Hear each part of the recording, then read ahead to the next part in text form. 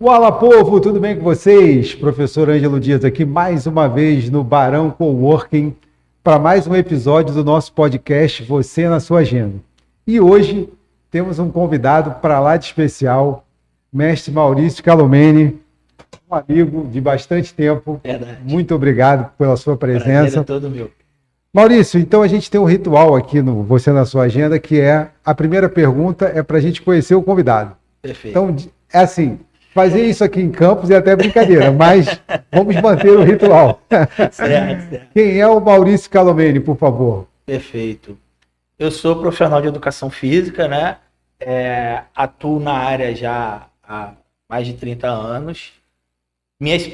Construí a minha trajetória acadêmica dentro da área das neurociências, né? Especificamente na área de saúde mental, aonde eu fiz mestrado, doutorado e pós-doutorado estudando o impacto do exercício físico no desempenho cognitivo, né? E aí nessa trajetória eu fui investigando várias possibilidades dessa relação, desde da aplicabilidade no desempenho esportivo, passando pela questão infantil e questões de aprendizado relacionadas à escola, e né, o que me fisgou, vamos dizer assim, e que eu tenho dedicado a maior parte dessa trajetória é a questão, né, do exercício físico no desempenho cognitivo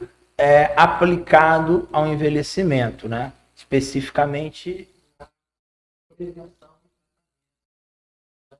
doenças do cérebro, que aí são muitas, né? Desde as questões neurodegenerativas até as demências pré-senis e outras mais.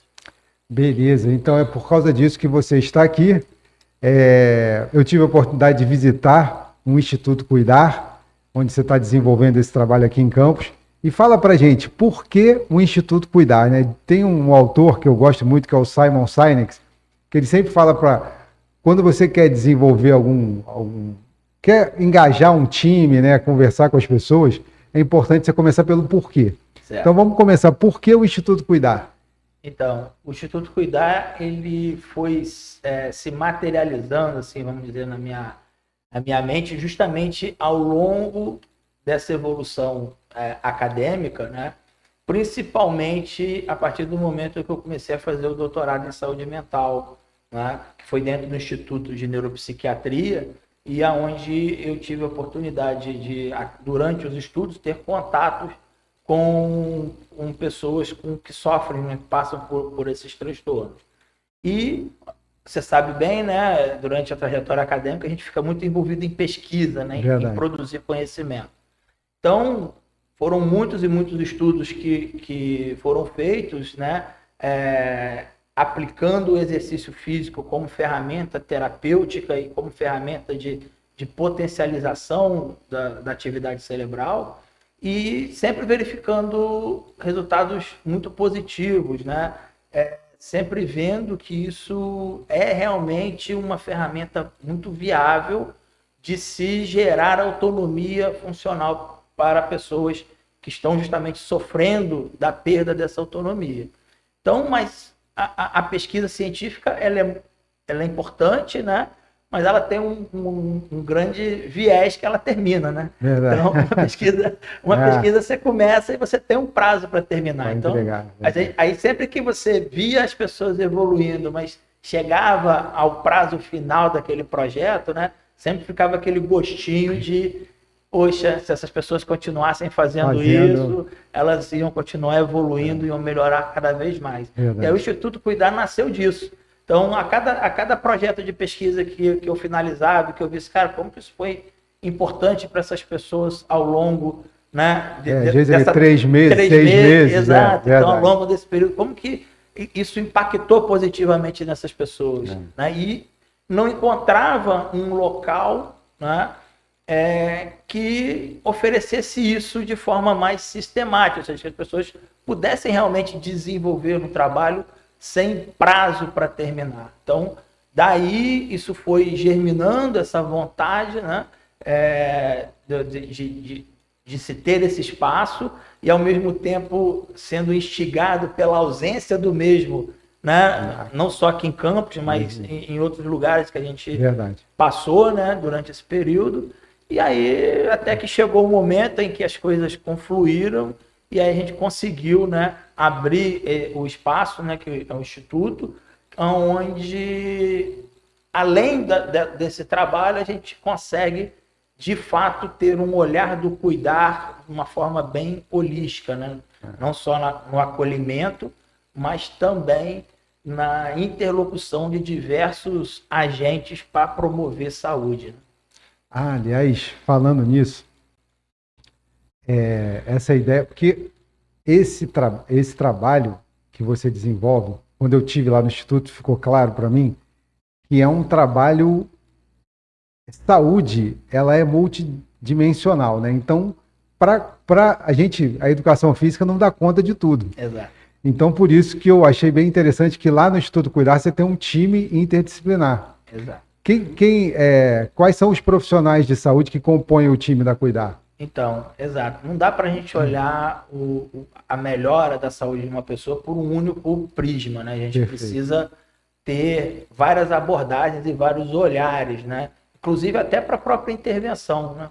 A minha intervenção ela vai ser mais eficiente a partir do momento que eu consiga ter o olhar também de outros profissionais sobre aquele mesmo problema que a gente está tentando resolver. Perfeito. Tá? Então, no Instituto eu procurei montar uma equipe de profissionais, como médicos geriatras, psicólogos, nutricionistas, terapeutas, né, agora mais recentemente arte-terapia, mas com outros tipos de terapia, como shiatsu, fisioterapeutas que fazem mat pilates, nutricionistas, que eu já falei, né?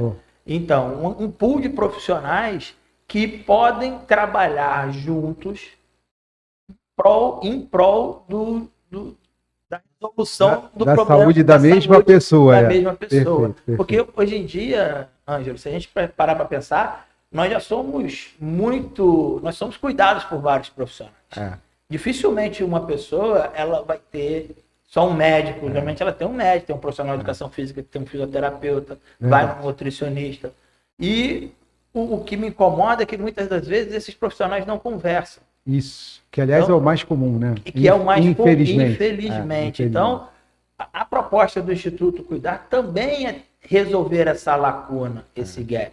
Então, ou seja, é oferecendo um mesmo local, diferentes profissionais que vão ter olhares diferentes para a saúde do indivíduo e que vão conversar entre si, né, para que o melhor tratamento seja oferecido, para que as competências elas se complementem, né? E quando eu sei o que o médico está fazendo e o médico sabe o que eu estou fazendo, quando eu sei como que a evolução que o médico está percebendo ou a involução que o médico está percebendo, eu posso ajustar o meu treinamento com mais precisão para que essa pessoa se mantenha num caminho positivo, né, em termos de ganho de saúde. Perfeito. O neurologista Pedro Chestatsky, ele é autor de um livro que eu recomendo para todos os profissionais da área da saúde, que é o Medicina do Amanhã. Sim. E nesse livro, ele faz um comentário assim, muito forte, dizendo o seguinte: o maior benefício do exercício físico é para o cérebro. E ele ainda brinca, esse negócio de ficar forte, emagrecer, isso é um plus que o exercício te dá. Mas o maior benefício dele é para o cérebro. Então diz para a gente, com base nessa sua experiência, qual é a relação entre saúde física e cognitivo? É até difícil a gente separar essas duas coisas, entendeu? Porque, apesar de que, historicamente, né, o cérebro e o corpo parece que foram separados. Não sei em que momento aí. Eu quero acreditar que foi uma separação didática. Era só para a gente poder entender. Exato. E agora está na hora de trazer de volta. De volta, né? Porque quando você pensa em atividade cerebral, em função cognitiva, né? Basicamente, assim, sendo bem didático e bem simplista na resposta, nosso cérebro a todo momento processa informações. A função principal do nosso cérebro é processar informações. Processar informações é captar estímulos, detectar estímulos, analisar esses estímulos e planejar respostas. Não? A todo momento, em algum nível, o nosso cérebro está fazendo isso, conscientemente ou inconscientemente. Ou não. Exato. Que, inclusive, o nosso processamento inconsciente é muito mais eficiente e muito mais dinâmico do que o nosso processamento consciente. Mas, e o interessante disso é que toda resposta que vai ser produzida a partir desse processamento vai ser algum tipo de movimento. Seja a mudança do teu tônus muscular, seja a mudança na tua frequência cardíaca, isso tudo é movimento. Na tua frequência respiratória, na dilatação da sua pupila, tudo isso é movimento. Perfeito, então, a única forma que o nosso cérebro tem de exteriorizar as respostas aos inúmeros processamentos que ele faz 24 horas por dia é através de movimento. Então, só em a gente tomar consciência disso, a gente já vê que não dá para separar um do outro. Né? Então, do mesmo jeito que o cérebro controla os nossos movimentos, a gente pode, através dos nossos movimentos, não controlar, mas otimizar, treinar o nosso cérebro. Então, a base é essa. Então, quando você executa uma tarefa motora com alguma dificuldade e à medida que você vai repetindo essa tarefa, você vai melhorando a performance, né? Essa melhora na performance é porque o teu cérebro ficou mais eficiente. Perfeito. É porque ele está fazendo esse processo de detecção do estímulo, análise do estímulo, planejamento da resposta e envio do comando da resposta de forma mais eficiente, de forma mais rápida. Então, ou seja, se eu melhoro uma função motora, é porque o meu cérebro ficou mais eficiente. E, consequentemente, ele não vai ficar só mais eficiente para a tarefa motora. Ele vai ficar eficiente para o nosso cérebro. Para tudo. Exato. Ele trabalha em rede, ele está todo interconectado. Então, não tem como você melhorar só uma coisa isoladamente. Então, por isso que o movimento, né, o exercício físico, melhor dizendo, ele é um excelente otimizador do cérebro, desde que você saiba como utilizá-lo também, obviamente, né? Porque você vai ter exercícios que vão demandar mais do teu cérebro ou não, outros menos, a depender da forma como esse exercício é prescrito. Perfeito. Eita, nós, olha, tá ficando bonito isso, hein? Então, como prevenir a perda da saúde física e cognitiva, já que você falou de terceira idade, né? O envelhecimento é um processo que acontece para todos nós, né? É uma das únicas certezas que a gente tem. Exato.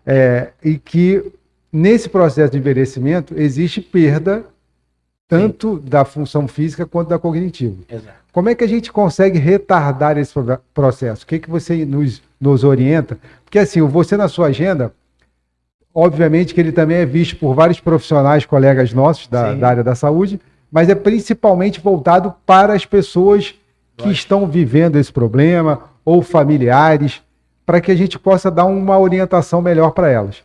Então, como é que a gente consegue prevenir isso que a gente sabe que vai acontecer, né? Então, como é que a gente consegue prevenir? Qual é a sua orientação para isso? Primeiro, a gente precisa diferenciar, né, o envelhecimento patológico do envelhecimento natural. Em qualquer tipo de envelhecimento, você vai ter essa perda que você mencionou, né? O nosso corpo ele vai perdendo função à medida que a gente envelhece. Isso é um processo natural. Né? Só que ele é natural até certo ponto. Né? Então, ou seja, quando você tem uma perda muito acelerada ou muito atenuada, isso pode ser um indício de um envelhecimento patológico. Seja qual for o caso, patológico ou não, o exercício físico, o treinamento, ele vai atuar como um fator de neuroproteção. O exercício é um elemento neuroprotetor do cérebro, porque além dessas questões que a gente está discutindo aqui, mais especificamente de desempenho cognitivo, o simples ato de se movimentar já gera benefícios para o nosso cérebro. Né? Eu costumo falar nas palestras que eu dou e nas aulas que eu dou, né, de que se você está com um problema que você não está encontrando a solução, sai para dar uma caminhada, uma corrida. É verdade, que muito provavelmente você vai chegar com uma boa solução. Entendeu? Porque você... Ou pelo menos com o alívio do estresse. Exato. Porque você vai ter ali durante aquele exercício, né, durante aquele momento de aceleração, vamos dizer assim, da tua atividade cardiorrespiratória, você vai ter uma oxigenação melhor do cérebro, uma retirada dos resíduos metabólicos que podem estar ali intoxicando ali os teus neurônios. Perfeito. Então, isso vai já gerar uma melhor função. Certo. Né? Então, a melhor dica para quem quer, né, evitar essas perdas cognitivas, né, tanto associadas ao envelhecimento natural quanto, né, principalmente associadas ao envelhecimento patológico, é manter-se ativo durante a maior parte da vida, né? Então, o indivíduo com 30, 40, 50 anos que tem uma vida fisicamente ativa, na verdade, ele está criando uma poupança para o futuro. Né? Mas isso também não significa que aquele cara que está com 60 anos e que nunca fez exercício, que não pode começar a fazer e que ele vai ter ganhos também. Né? Nosso cérebro ele é muito reativo aos estímulos que ele recebe. Então, independentemente da idade, o que a gente chama da neuroplasticidade, ela existe até em indivíduos longevos, de 80, 90 anos, desde que o nosso cérebro seja estimulado. Então, ou seja, né, a gente usa uma lei, né, na neurociências que a gente associa ao cérebro, que é a lei do me use ou me perca. Lei do uso ou do desuso, né? Que o pessoal fala então, de fisiologia. O cérebro ele obedece a essa lei. Então, ou seja, se você leva um estilo de vida que não demanda das suas funções cognitivas, né, ou seja, que você não é desafiado, que você não resolva problemas, vamos dizer assim, no bom sentido da palavra, né? Teu cérebro vai se desligando, vai se desconectando, e aí esses sintomas que acontecem de forma natural, eles exponenciam, e obviamente quando eles exponenciam, abre portas para a doença, né? Abre porta para as doenças neurológicas. Então, quando você se mantém ativo, quando você mantém o teu cérebro processando informações, ele vai, apesar de haver perdas associadas à idade, ele vai encontrando meios de se reorganizar e manter a função. Tá? Então, é normal, dos neurônios que nós nascemos lá, nós já perdemos bilhões deles, mas não necessariamente significa que a gente perde função cognitiva. Por quê? Porque aqueles que vão ficando, se estimulados, eles vão se reorganizando e vão mantendo o nosso cérebro produzindo, né? Mantendo o nosso cérebro funcional e evoluindo, apesar de nosso estilo de vida, né? Hábitos de alimentares, de consumo de drogas lícitas e ilícitas, vão destruir os nossos neurônios. Né? Estresse, vão destruir alguns neurônios. Mas isso não necessariamente é uma sentença de perda funcional. Né? Porque a plasticidade que existe nos neurônios permite que aqueles que ficam sendo estimulados, eles vão se reorganizando e a gente continua evoluindo em termos de função. Óbvio que com o aumento da idade, essa função vai ficando mais... essa recuperação da função vai ficando mais difícil e aí entra a importância da estimulação correta para que não haja, apesar da perda neural, não haja perda funcional, de capacidade funcional. Caramba, extremamente importante para a autonomia da pessoa, né? Para que Exato. ela possa resolver suas atividades da vida diária sozinha. E aí você me lembrou aí o doutor Alexandre Kalash, que é um especialista em longevidade, que ele fala que para a prática do autocuidado consciente, né? Quanto mais cedo, melhor, mas nunca é tarde para começar. Exato. Então, aquelas pessoas que pensam, que estão em casa agora nos assistindo e pensam assim, agora não adianta mais, eu não vou conseguir.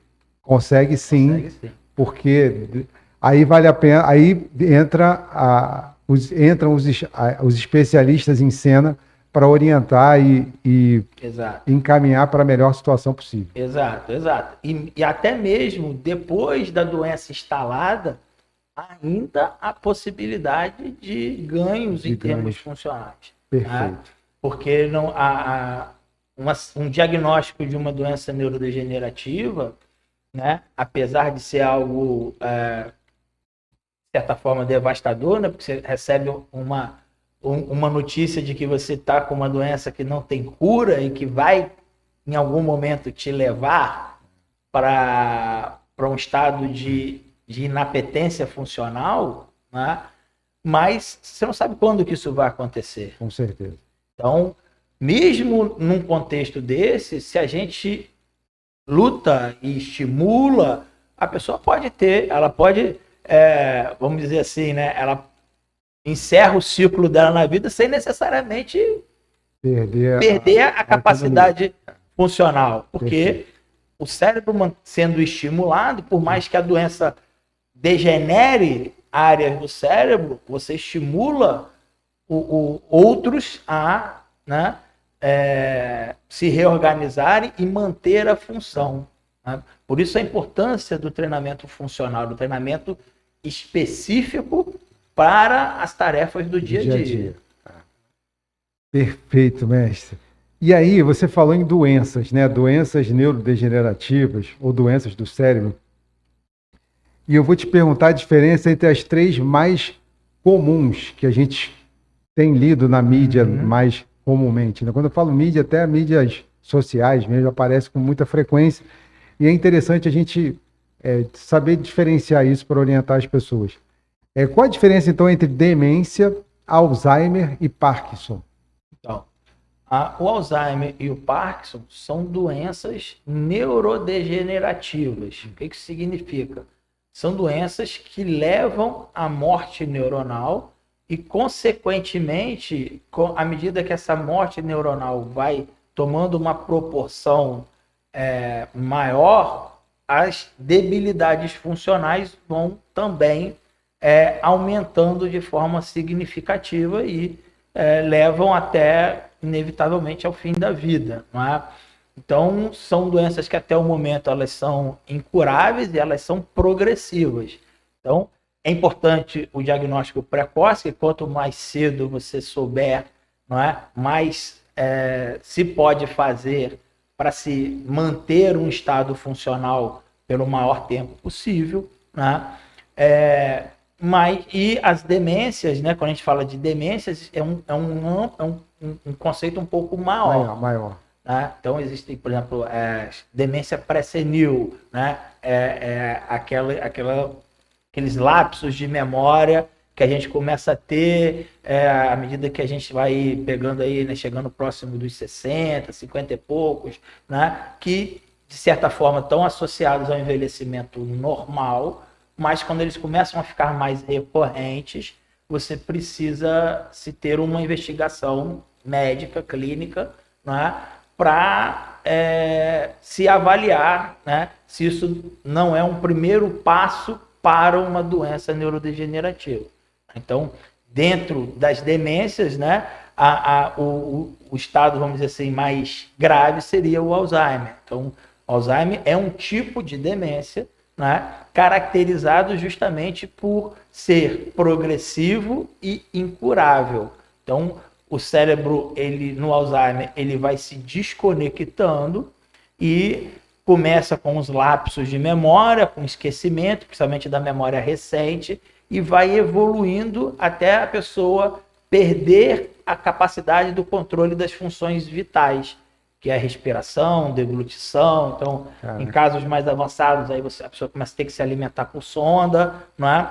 E fatalmente vai levar ao óbito. Você fez um comentário importante aí quando a gente... Porque a gente escuta, né? Algumas pessoas falando, pô, tô tão esquecido, tá... Não, deixei a chave de casa dentro do carro em casa ou dentro da mala, ou algumas coisas que parecem banais, né? E a gente vai lidando com isso de forma banal. Nesses momentos, assim, que profissional que a gente procura para fazer essa avaliação clínica que você comentou? O médico neurologista, tá. ou um psiquiatra também, Perfeito. né? Também é um profissional que pode te dar esse primeiro suporte para um diagnóstico, né? Porque o que acontece? Esses esquecimentos casuais, né? Quando que a luz amarela tem que se acender, vamos dizer assim, que eu tenho que procurar um médico? Quando esses lapsos de memória começam a afetar o meu dia a dia. Certo. Lapsos, porque aquilo que eu falei, nosso cérebro está processando informação, muita coisa ao mesmo tempo. Então, se eu deixo o meu telefone em cima de uma mesa, mas eu estou preocupado com outra, é normal que o meu cérebro não registre. Não registra mais isso. Eu faço na parte inconsciente. Eu botei aqui, mas minha atenção está voltada para outra coisa. Então, é normal haver esse tipo de esquecimento devido ao volume de informação ou o foco de atenção que você está dando para uma tarefa ou para outra. Né? Porque, ao contrário do que muitas pessoas pensam e dizem, nosso cérebro não faz duas coisas ao mesmo tempo. Não faz. Foi ótimo você falar disso. Nosso cérebro não faz. Muito obrigado. Nosso cérebro é muito eficiente em alternar entre uma tarefa e outra, e aí cria essa impressão de que você está fazendo duas coisas ao mesmo tempo. Mas se eu estou focado na conversa que eu estou tendo com você, eu não vou conseguir resolver uma equação de matemática na mesma hora. Não, e se você conseguir é porque você não está focado na conversa. Exatamente. Ou eu faço uma coisa, ou eu faço outra. Você pode fazer várias coisas, mas uma depois da outra. Exatamente. Né? E eu troco esse foco de atenção de forma muito rápida. Perfeito. E às vezes dá a impressão de que eu estou fazendo as duas coisas ao mesmo tempo. Mas enquanto eu estou focado num problema, eu não estou prestando atenção no outro. E vice-versa. Uma vez eu tomei um susto com meu filho mais novo. Ele estava sentado à frente do computador, digitando um texto, fazendo um trabalho da faculdade, ao mesmo tempo conversando com amigos da faculdade no chat e ouvindo música. Eu olhei para ele e falei, rapaz, eu estou muito velho. Eu jamais conseguiria fazer essas três coisas ao mesmo tempo. Ele falou, não, pai, eu estou acostumado. Mas aí agora você me tirou um peso da consciência, que na verdade ele só é rápido para trocar. Né? Ele está administrando bem as três coisas, legal, entendeu? Sorte dele. Mas às vezes, se ele está ali interagindo no chat, você pergunta que música ele está ouvindo, talvez ele não lembre. Ele precise parar aí para prestar atenção na música. Aí ele vai dizer, não, estou ouvindo a música tal. Perfeito. Porque há o cérebro ele só vai se focar em uma coisa de cada vez. Então, quando a gente está falando de demência, a gente está falando dessa desconexão e essa perda dessa capacidade. Né? E eu falei das demências, e o Parkinson também é uma doença neurodegenerativa, mas que não necessariamente vai estar associado à demência. O Parkinson ele tem uma sintomatologia mais motora, de rigidez muscular, perda, né, do tremor, mas em casos mais avançados também há relatos de demência associada ao Parkinson. Então, perfeito. Alzheimer e Parkinson, doenças neurodegenerativas. Uma vez diagnosticadas, você só trata os sintomas. As demências, né? Muitas das vezes você ainda consegue, né, outras demências, você consegue evitar que se tornem, né, doenças neurodegenerativas. E aí, um gancho que a gente pode fazer é justamente para o tratamento precoce. Né? Como a gente já disse aqui, né? Você tratar, né, a doença instalada vai ser sempre mais difícil em todos os sentidos. Difícil financeiramente, que é muito mais custoso, porque envolve inevitavelmente você vai ter que ter uma equipe que vai te acompanhar, você vai ter custos com medicações, né? É custoso emocionalmente, porque tem todo o contexto, né? A rede de apoio da pessoa fica emocionalmente abalada, porque envolve, né? Toda a família. Para as pessoas, né? Que, principalmente aqueles que têm uma vida ativa, perceber essa perda sem não poder, assim, sem né? ter o que fazer, um sentimento de incapacidade, né? É algo que mexe também, muito. E muitas pessoas ficam agressivas e envolve questões, né, emocionais. Então, investir no tratamento, né? Aí no caso, no tratamento, eu estou falando especificamente de uma mudança de estilo de vida, de adoção do exercício físico como uma independente de gostar, tem que tratar o exercício como um remédio. É verdade. Então, assim, é um remédio que vai evitar que você fique doente. Então, fazer essa mudança é extremamente mais barato do que você depois remediar depois da doença instalada. Perfeito. Nossa. Mestre, diz uma coisa. E lá no Instituto Cuidar, você já cuida ou já cuidou desses 3 casos? Dessas 3 situações de demência, Alzheimer e Parkinson? E tem alguma outra que eu não mencionei aqui que você já tenha cuidado lá? Então, a proposta do Instituto é ter um espaço mais aberto possível para cuidar de quem precisa. Perfeito. Né? Como eu disse, a gente tem um pool de profissionais lá, né, que interagem em prol da pessoa, né, mas que não se limitam só a essas questões das doenças neurodegenerativas. Então, eu tenho lá, por exemplo, médico obstetra, que pode cuidar da gestação. Então, as possibilidades do Instituto, elas são maiores. Tá? E eu, particularmente, lá, a gente cuida de qualquer tipo de perda funcional que esteja instalado. Então, eu tenho hoje lá pacientes com neuropatias, eu tenho pacientes com sequelas de lesões por acidente, sequelas neurológicas de lesões por acidente, eu tenho pacientes, né? Pacientes / clientes, né? Com demências associadas, inclusive, ao Parkinson, né? Então, que apresentam sintomas das duas coisas. Né? E tenho também aquelas pessoas que estão lá buscando melhoria funcional, e não necessariamente tenham o diagnóstico, mas que já, em algum momento, essa luzinha de alerta acendeu, porque não consegue mais fazer as coisas como fazia antes, já está tendo mais dificuldade em algumas tarefas,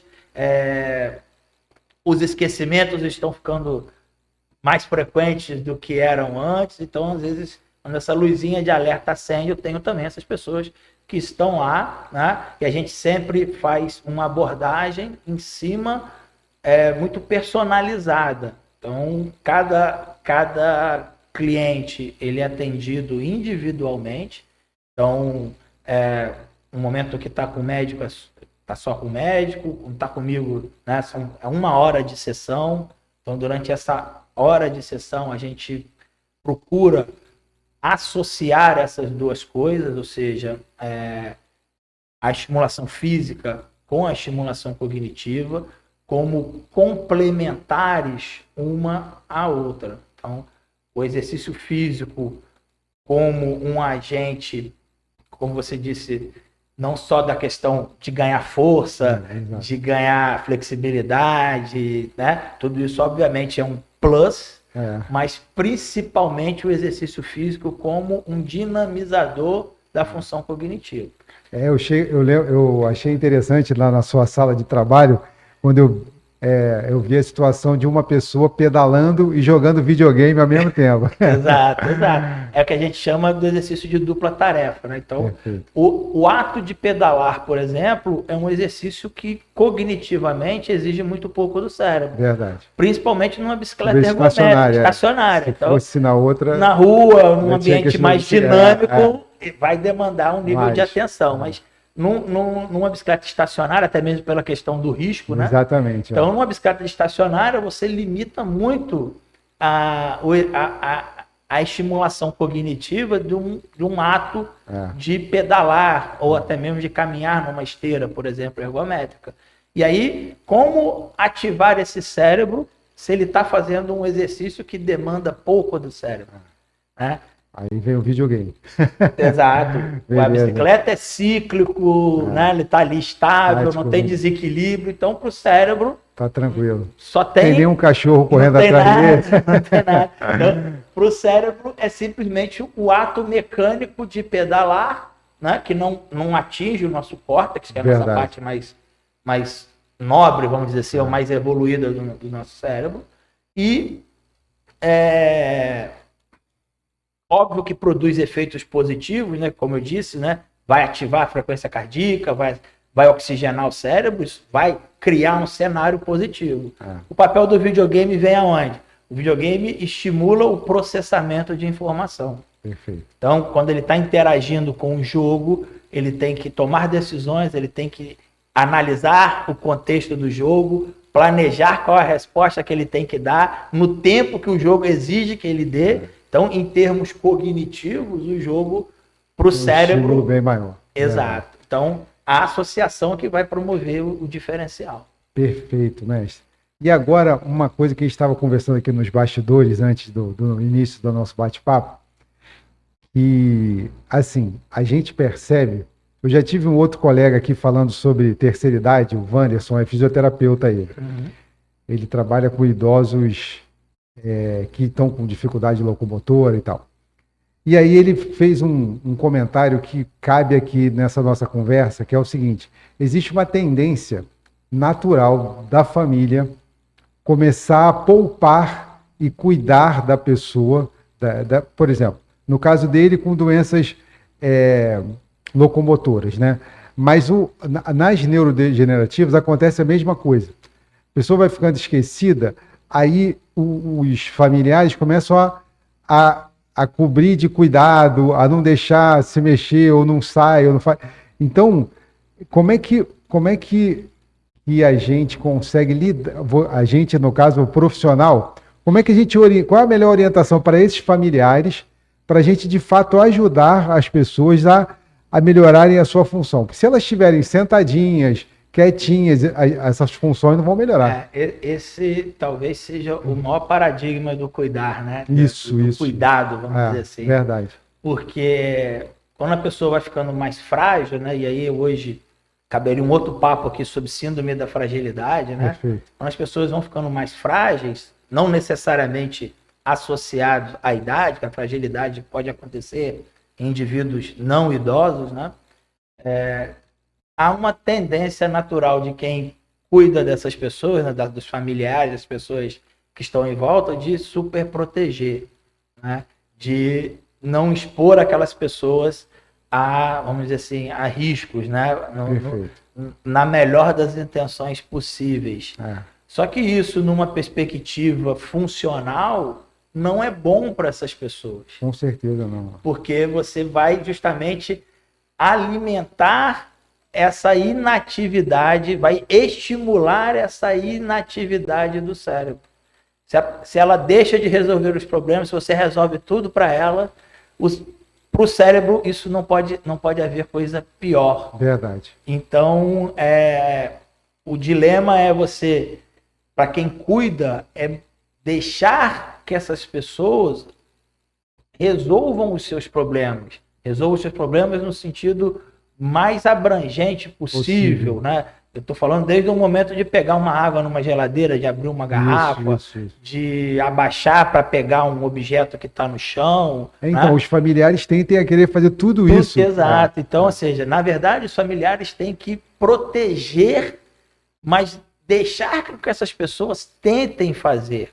Né? E isso é o pilar principal da intervenção feita no Instituto Cuidar. Né? A gente cria desafios para que as pessoas resolvam os problemas com segurança, mas que elas encontrem as soluções. Porque quando elas encontram uma solução e elas conseguem vencer aquele desafio, isso faz com que elas ganhem uma autoestima, ganhem uma confiança. Autoconfiança mesmo. Exato. É a diferença do que eu chamo do círculo virtuoso para o círculo vicioso. Né? Quando você super protege, né? Então, não, porque tem um risco de cair, então não, fica sentado aqui, deixa que eu pego tudo para você. De fato, ela não vai cair, mas você gira uma espiral descendente em termos funcionais. Perfeito. Então, se algum dia ela não tiver ninguém para fazer nela, ela tiver que levantar, ela vai cair e provavelmente vai ser uma queda mais grave, porque ela vai ter uma probabilidade de queda maior e uma probabilidade de defesa da queda ainda menor. Ela não vai saber se proteger da queda. Então, a possibilidade de uma queda mais grave também fica aumentada. Diferente de quando você faz o círculo ao contrário, o círculo virtuoso. Né? Você quer ir lá pegar uma água? Então, eu vou com você, vou do lado, mas deixa a pessoa aí. Se ela se desequilibrar, você dá o suporte, você faz a segurança. Mas deixa ela vencer esse desafio. Que aí, aos poucos, ela vai recuperar a sua confiança, não é? E aí a probabilidade de queda diminui. Porque ela vai ganhando força. Que ela vai ganhando força, porque ela está executando as tarefas.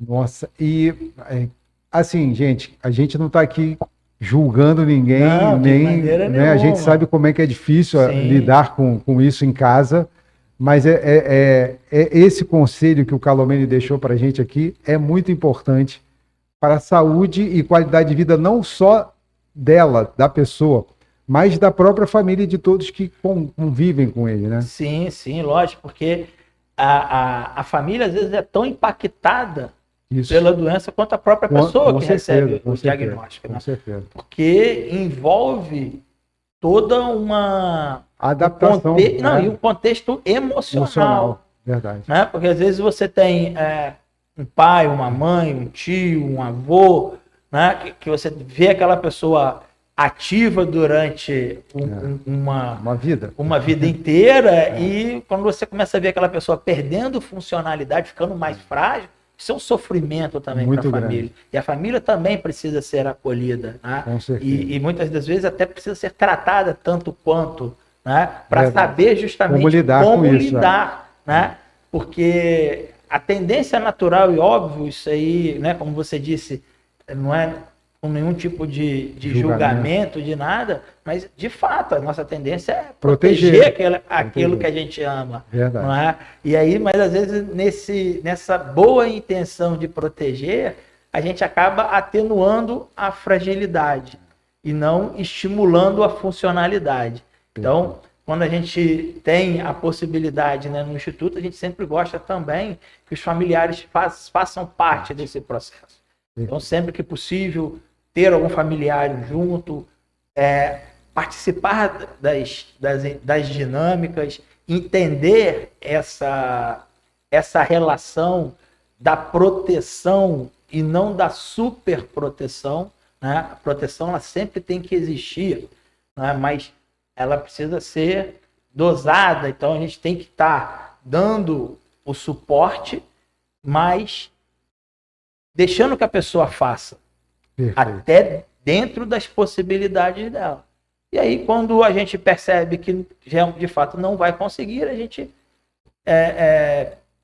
auxilia, apoia, estabiliza, mas nunca sem antes dar a oportunidade da pessoa tentar fazer aquilo sozinho. Né? Porque isso é o pilar da autonomia. Mestre, gratidão gigante pela sua presença. Chegamos agora no nosso momento jabá da conversa. Depois de você dar essa aula para nós, por favor, diz para a gente aqui, deixa aqui, como é que a gente encontra o Instituto Cuidar, onde as pessoas podem buscar vocês nas redes sociais, o endereço do Instituto, já que estamos aqui em Campos. Sim, graças a Deus, o pessoal vai poder te visitar fisicamente. Sim. Então, para poder usufruir de toda essa competência. Então, antes de mais nada, eu que agradeço pela oportunidade. Eu acho que momentos como esse são importantíssimos para a gente, né? De fato, como a gente já conversou algumas vezes, a gente está tentando implantar um conceito novo na cidade, né? De uma metodologia própria que particularmente ao longo desses anos de estudo, né? Eu fui desenvolvendo, aperfeiçoando e, de certa forma, aplicando, né? Nos diversos projetos de pesquisa que eu já participei, né? E o Instituto Cuidar, ele é a culminância disso tudo, né? Então, quem tiver interesse, né, em conhecer a nossa proposta de trabalho, a gente tem no nosso Instagram, né, @Instituto Cuidar Campus, né, que a pessoa pode acessar, né, e ver ali vídeos dessas intervenções que a gente mencionou, das pessoas que, né, a gente tem muitos vídeos do processo, né, do antes e depois, né, dos resultados que nós já estamos entregando, né, a gente já vai aí, né, praticamente já fizemos, começamos em julho, então fizemos aí recentemente 1 ano de trabalho. Bacana. Quem quiser nos visitar, a gente está ali na rua Marquês de Herval, número 49, né, ali pertinho na Pelinca ali, né? Uma rua paralela à Pelinca, bem fácil de achar, né?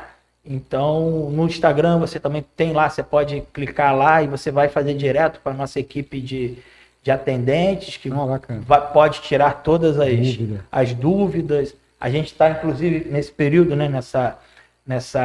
Esse período aí de comemoração de 1 ano do Instituto, a gente está oferecendo uma avaliação neurofuncional totalmente gratuita para quem quiser, né? Que essa avaliação ela consiste em testes funcionais, tanto motores como cognitivos, que geram um laudo de como que está o desempenho cognitivo e funcional dessas pessoas. Então, é a base de todo o nosso trabalho. A partir desse laudo que a gente vai desenvolver qual é a melhor metodologia de intervenção. Então, aquelas pessoas que de repente estão aí com aquele sinal amarelo aceso, que estão, outros que têm familiares que já estão apresentando, né, já estão com diagnóstico, apresentando sintomas mais graves, né, de doenças neurológicas, né, sejam elas quais forem, sequelas de AVC, né, que a gente não mencionou, mas legal. Que já atendi pessoas lá, né, inclusive já tiveram até alta.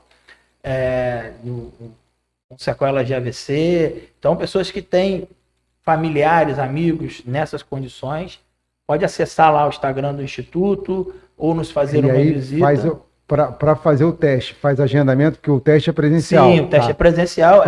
É uma bateria de testes, na verdade. Certo. Demora aí de 1 hora a 1h30 para fazer todos os testes. Legal. E aí a gente gera um laudo, envia para a família.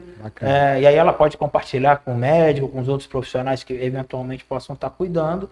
E aí, a partir desse laudo, a gente elabora todo o plano de treinamento para essa pessoa. E até quando que esse laudo é fornecido gratuitamente, que são informação boa. Fala aí. A gente está aí, né? A gente definiu aí o mês de julho e agosto para essa promoção. Até o final de agosto. Até o final de agosto, beleza. Quem quiser ir lá, independentemente de contratar o serviço ou não, a gente vai fazer, né? A gente vai emitir o laudo. Bacana. E, enfim, a ideia é que esse trabalho seja cada vez mais conhecido e aí, né, essa estratégia está dentro desse processo. Né? Irmão, tudo de melhor para você. Obrigado. Que o Instituto Cuidar, até por conta de tudo de bom que você está trazendo para a cidade, com certeza vai evoluir cada vez mais e sorte de quem tem a oportunidade de estar lá com você, porque eu conheço a sua competência, tive a oportunidade de conhecer parte do seu time. Aliás, gente, teremos outras pessoas do time. Na próximo episódio, já teremos a psicóloga da equipe que vai estar aqui. Então, muito obrigado e até o próximo Você na Sua Agenda, meus amigos.